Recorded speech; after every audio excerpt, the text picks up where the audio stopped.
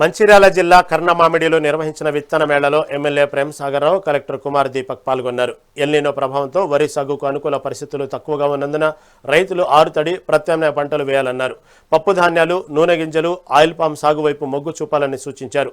ఈ కార్యక్రమంలో డ్రోన్ సాంకేతికత, నానో యూరియా వినియోగంపై రైతులకు అవగాహన కల్పించారు.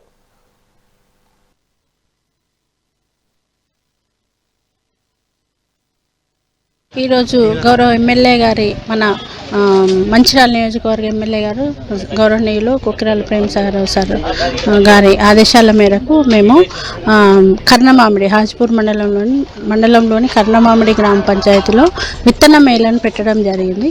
ఈ విత్తన మేళలో drone, nano urea, nano DAP మరియు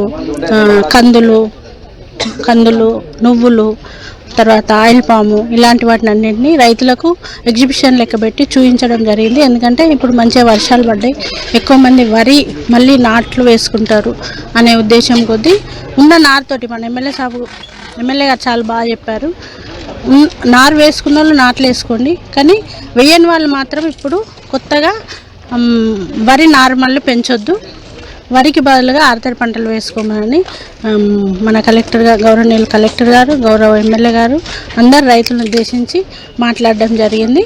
తర్వాత ఈ సంవత్సరము ప్రతి సంవత్సరం కంటే ఈ సంవత్సరము పప్పు దినుసులు మరియు నూనె పంటలు, తర్వాత ఇతర పంటలు పెరిగే రకంగా ఉన్నవి.